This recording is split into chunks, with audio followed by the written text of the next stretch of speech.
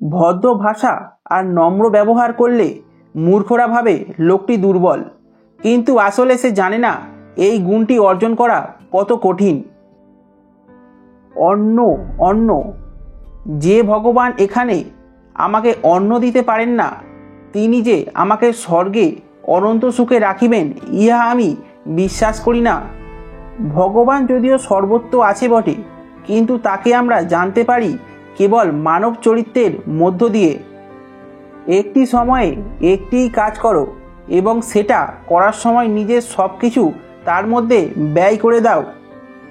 ওঠো, জাগো এবং লক্ষ্যে না পৌঁছানো পর্যন্ত থেমো না।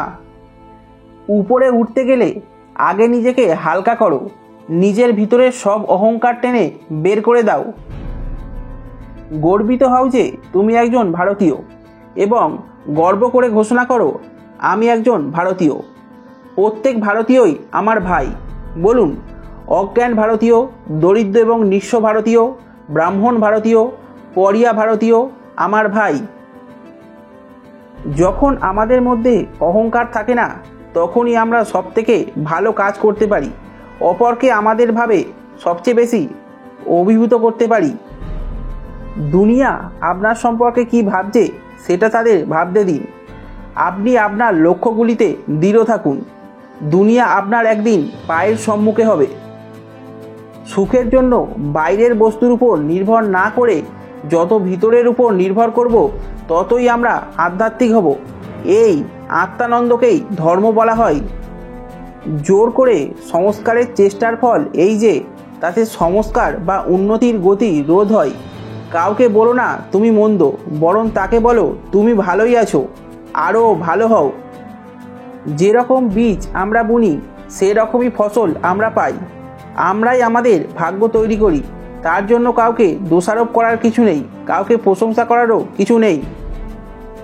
নিজের জীবনে ঝুঁকি নিন।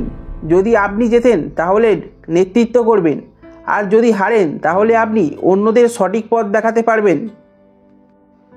আমরা ভিতরে যা বাইরে ঠিক তাই দেখি, কেননা জগৎটি আমাদের আয়নার মতো।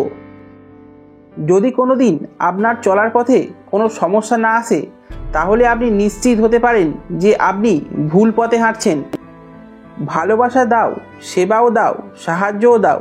যতটুকু তোমার কাছে আছে সব দিয়ে দাও, কিন্তু সাবধান, বিনিময়ে কিছু চেও না, তাহলেই দুঃখ পাবে। সাহসী হও, বীর্যবান হও, সব দায়িত্ব নিজের উপর গ্রহণ করো। নিজের উপর বিশ্বাস রাখো, তোমার দ্বারাই সব সম্ভব। জগতে এমন কিছু নেই যা তুমি পারবে না। এই সংকল্প নিয়ে এগিয়ে যাও, তুমি সাফল্য পাবেই। হঠাৎ কিছু করে ফেলা উচিত নয়। পবিত্রতা, সহিষ্ণুতা ও অধ্যবসায়, এই তিনটি সর্বোপরি প্রেম সিদ্ধিলাভের জন্য একান্ত আবশ্যক। তোমার সামনে তো অনন্ত সময় পড়ে আছে, অতএব তাড়াতাড়ি হুড়োহুড়ির কোনো প্রয়োজন নেই।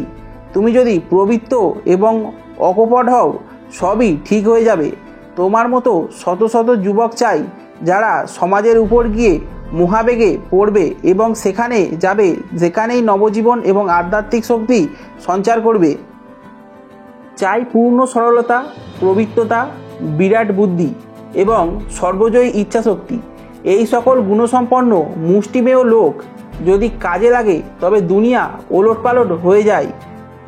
এই নির্যাতিত এবং অধঃপতিত লক্ষ লক্ষ নরনারীর উন্নতির কথা কে চিন্তা করে? কয়েক হাজার ডিগ্রিধারী ব্যক্তি নিয়ে একটি জাতি গঠিত হয় না, অথবা মুষ্টিমেয় কয়েকটি ধনীও একটি জাতি নয়। আমাদের সুযোগ সুবিধা খুব বেশি নাই, একথা অবশ্য সত্য, কিন্তু যেটুকু আছে তা 30 কোটি নরনারীর সুখ স্বাচ্ছন্দ্যের পক্ষে, এমনকি বিলাসিতার পক্ষেও যথেষ্ট। যে ধর্ম বা যে ঈশ্বর বিধাতার অশ্রুমোচন করতে পারে না, অথবা অনাথ শিশুর মুখে এক মুঠো খাবার দিতে পারে না, আমি সে ধর্মে বা সে ঈশ্বরে বিশ্বাস করি না। মতবাদ যতই হোক, যত সুবিন্যস্ত দার্শনিক তত্ত্বই তাতে থাকুক, যতক্ষণ না তা মত বা বইয়ে আবদ্ধ, ততক্ষণ তাকে আমি ধর্ম নাম দিই না। চোখ আমাদের পিঠের দিকে নয়, সামনের দিকে। অতএব সামনে এগিয়ে যাও, আর যে ধর্মকে তোমরা নিজের ধর্ম বলে গৌরব করো, তার উপদেশগুলো কাজে পরিণত করো। যে মানুষ বলে তার আর শেখার কিছু নেই, সে আসলে মরতে বসেছে। যতদিন বেঁচে আছো শিখতে থাকো। তুমি খ্রিস্টের মতো ভাবলে তুমি একজন খ্রিস্টান, তুমি বৌদ্ধের মতো ভাবলে তুমি একজন বৌদ্ধ।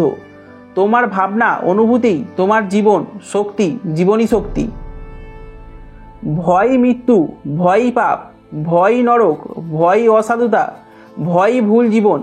এই বিশ্বের সমস্ত নেতিবাচক চিন্তা ভাবনা ও ধারণা এই ভয়ের অসৎ শক্তির থেকেই সৃষ্টি হয়েছে। কারো উপর প্রতিশোধ নেওয়ার আনন্দ কয়েকদিন থাকে, কিন্তু ক্ষমা করার আনন্দ আজীবন থেকে যায়। অপেক্ষা করো ধৈর্যের সাথে, কামনা করো যোগ্যতার সাথে, আহার করো পরিমিত, কথা বলো সংক্ষেপে, চিন্তা করো গভীরভাবে, কাজ করো নির্ভীকভাবে, জীবন কাটাও সাহসের সাথে, তর্ক করো যুক্তির সাথে, দমন করো আগ্রহের সাথে, দান করো নির্লিপ্তভাবে, পরিকল্পনা করো দূরদৃষ্টির সাথে, পান করো ধীরে ধীরে, বই পড়ো মনোযোগ দিয়ে, ব্যয় করো বিবেচনার সাথে, ব্যায়াম করো নিয়মিতভাবে।